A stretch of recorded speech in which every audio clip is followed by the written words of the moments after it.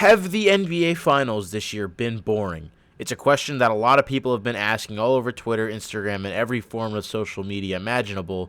And my initial response to this was no, that it wasn't. And I think that real basketball fans can appreciate two gritty, grinded out, well coached teams in the NBA Finals and not the typical star studded matchup that we're used to. Now, being that we are 4 games underway here in the NBA Finals, my answer has changed a little bit from a direct yes to now kind of understanding where some people were coming from with it being boring, even though I didn't expect it to be how it has played out so far. In the 3 games Denver has won, they've all been pretty much blowouts, I think you could call them. 3 double-digit victories for Denver, and then the 1 game that the Miami Heat won was only a 3-point victory. It's pretty clear now for whoever's watched this series that Denver is by far, or maybe not by far, but they're definitely the superior team here, and it looks like the Nuggets are going to walk relatively easily into their first NBA title in their history. So it does kind of pose the question now at this point of, has this been a boring NBA Finals? Ever since the Miami Heat beat the Bucks in round 1 as an 8 seed, it's become a very, very prominent discussion to talk about playoff Jimmy and how great Jimmy Butler was. But really, since that Miami series against Milwaukee, it hasn't been the same Jimmy Butler that fans were used to seeing and the same one that people were calling baby Michael Jordan. Game 4 of the NBA Finals, the game that was just played, Jimmy Butler finally recorded a 20-point plus performance on 50% or better from the field, which is only his first time doing so since the New York Knicks series, which was back in the second round.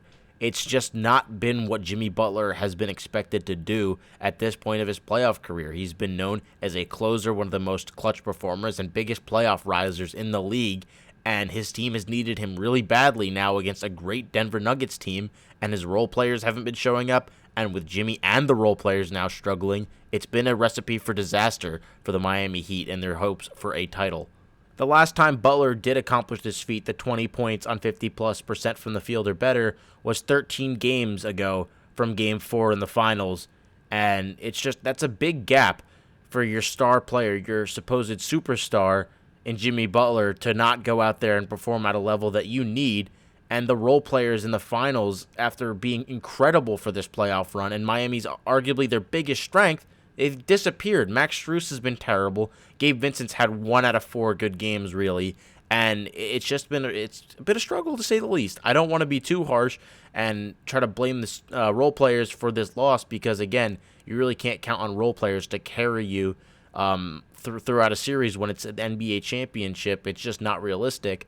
And so for Jimmy to not be playing at that star level that you need for your stars to be playing at in order to try and win at the biggest stage in basketball, it's disappointing to see how Jimmy has performed at this point. Again, talking about the entertainment factor, there's really not much there from Miami. Watching Bam Adebayo score as many points as shots attempted isn't exactly what fans are trying to come and see day in and day out. They don't want to see dunks and layups for 48 minutes. It's just not what fans are coming to see. I don't know what the answer is. I'm not saying that this finals sucks, but it's definitely a little lackluster, and it doesn't really feel like the finals.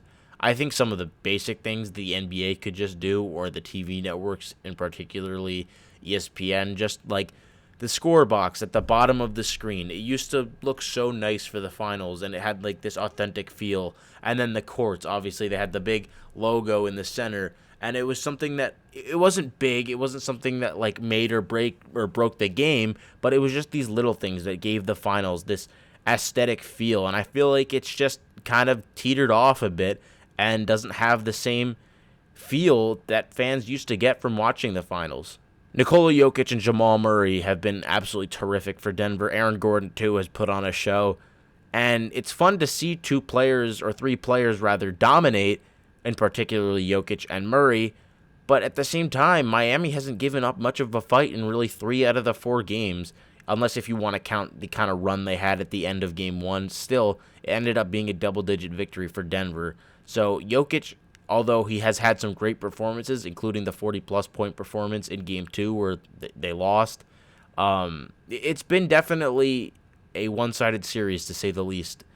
And for Miami, if they want any hopes of trying to make even the game or the series go to Game 6, they've got to pull something together. Jimmy has to remember how he played in round 1 and channel some of that energy, because it's not been playoff Jimmy right now. It's just not. Playoff Jimmy is dead. I don't know where he is, who took him, who stole him, what they did with Jimmy Butler. But the Jimmy Butler that we have seen so far through these finals, these 4 games, has not been nearly what people have been expecting or hoping to see out of the Miami Heat star.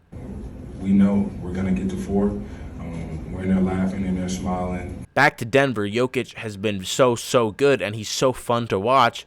But when he really has no match for him on the Heat side, the other team's side of things, it gets a little repetitive, and people can almost start to take for granted what he's doing, which is not what I'm trying to say here and take it for granted, but it's just, Jokic is so dominant and so clearly the best player in this series. It's kind of like what's going to already happen, so it makes it almost seem less special. Even though it's not less special, it's just that Jokic is so damn good, this Heat team kind of looks almost like a fish out of water right now. But so overall, do I think this is a bad NBA Finals? No. Do I think it's the best NBA Finals we could have gotten?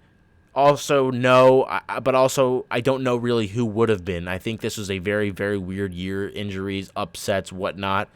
The East and West at times seem stronger than one another, but at the end of the day, the West has probably the champion this year. And it's going to be very interesting to see teams retool next year. I don't think this is going to be the finals matchup again next year. It's not going to repeat. But if it did, I guess whatever, Eric Spoelstra somehow would have done his magic again. But I really think that this is probably the end of the road for this Heat team in terms of contending.